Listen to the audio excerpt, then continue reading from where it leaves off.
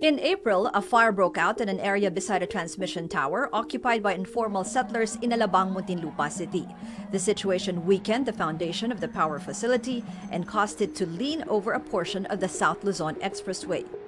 The said tower is part of the Binyan-Muntinlupa 230 kilovolt transmission line. These towers support lines that transmit high-voltage power over long distances from power plants to communities. The NGCP says the lines carry a minimum of 69,000 volts. Yung lumalabas sa mga outlet natin, that's only 220 volts. Imagine what will happen to the human body. We can go as high as 500,000 volts.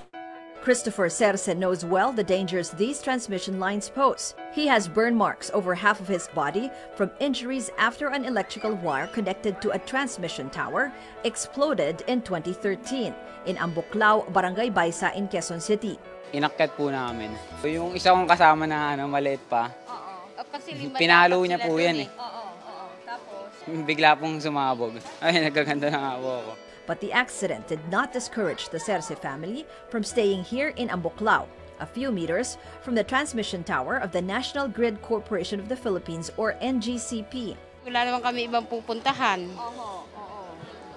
Ano lang naman, mag-iingat na lang. Here in Baisa, Novaliches, there are 4 230 kilovolt transmission towers. The NGCP says they are given a 40-meter right-of-way clearance around the tower based on their contract with the government.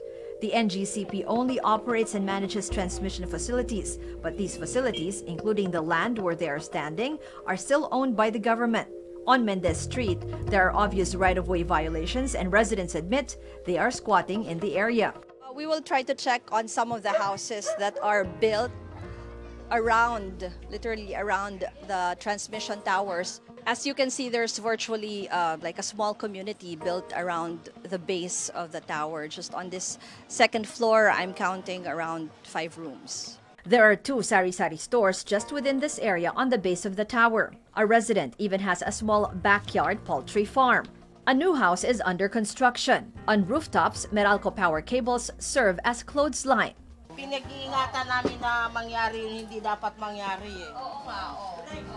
Pero tingin mo, safe naman kayo dito. Okay naman. May kuryente daw yung tower. Wala na, di na kuryente na sana kami. 2 towers were constructed in 1961, the other 2 in 1994. When the NGCP began operating the government-owned transmission lines in 2009, it also inherited the informal settlers and obstructions that were added through the years, such as fully grown trees and poles. The Quezon City government has agreed to clear the area and find a relocation site for the estimated 15,000 informal settlers in Barangay Baisa. Those not availing of relocation will be given a one-time financial assistance of 30,000 pesos. Ang aming usapan ho ng National Grid, pag na-clear na ho namin, we will turn it over to them at sila na ho magbabantay. The NGCP is hoping to come up with similar agreements with other local governments. We are willing to help.